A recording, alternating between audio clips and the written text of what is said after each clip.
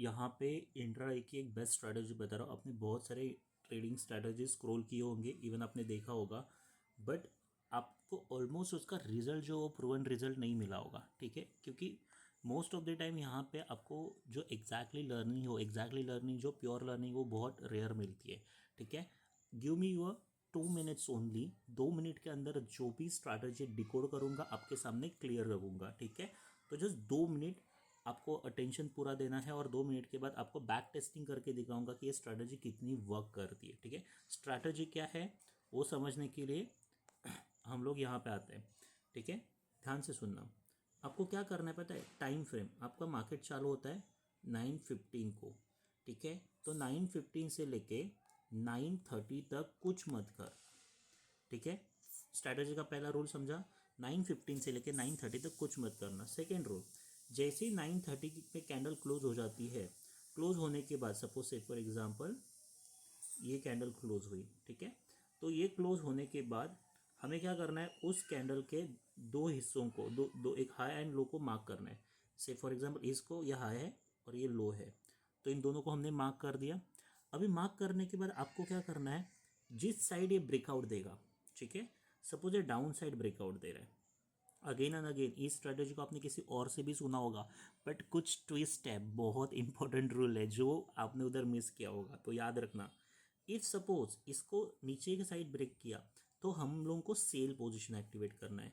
If suppose ये up side break किया तो हम लोगों को बाय पोजीशन बनानी है, ठीक है। सेकेंड रूल समझा? क्लियर हुआ? अभी थर्ड रूल के लिए जाते हैं।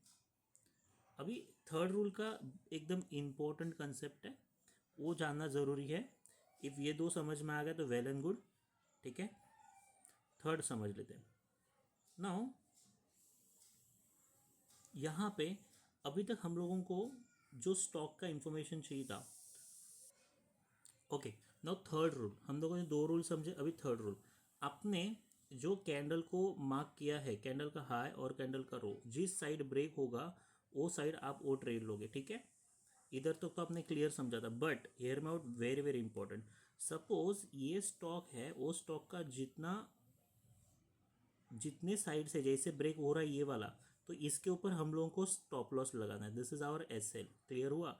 और टारगेट कितना होना चाहिए याद रखना, यहाँ पे बहुत इंपॉर्टेंट पार्ट बन जाता है।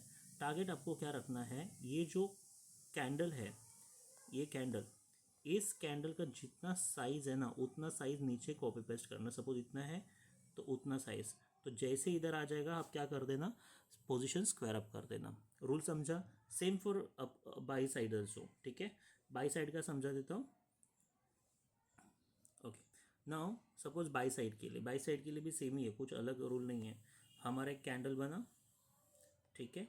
उस कैंडल के दो रूम को मैंने हाई मार्क करके रखा। अभी मार्क किया, सपोज यहाँ पे ये कैंडल को तोड़ा, ठीक है। जैसे ही तोड़ेगा हमें बाय करना है। हमारा जो एसएल रहेगा मतलब स्टॉप लॉस रहेगा, वो स्टॉप लॉस इसके नीचे रहेगा। क्लियर हुआ? स्टॉप लॉस इसके नीचे रहेगा, ओके। और यही जैसे ही यहाँ पे आपको बाई एंट्री मिलता है, तो बाई एंट्री मिलने के बाद आपका टारगेट कितना होना चाहिए? टारगेट शुड बी ये साइज, ठीक है। तो इतना साइड ऊपर आप क्या करना? इतना ही साइज ऊपर रखना। सपोज इसकी साइज इतनी है तो आपका टारगेट उतने ही कैंडल का आएगा। लाइक सपोज ये आपका टारगेट रहेगा, दिस इज योर टारगेट, ठीक है। समझ में आया? और इसको मैं भी आपको चार्ट पे लेके जाऊंगा, लेकिन ये आपका 2 मिनट्स का जो कमिटमेंट है वो 2 मिनट्स हो गया है। कंसेप्ट समझाते अभी हम थोड़े से आगे चले गए, तो चार्ट पे लेके जाऊंगा। तो नेक्स्ट वीडियो में चार्ट पे देखेंगे कि होता कैसे, एग्जैक्टली वर्क कैसे करता है।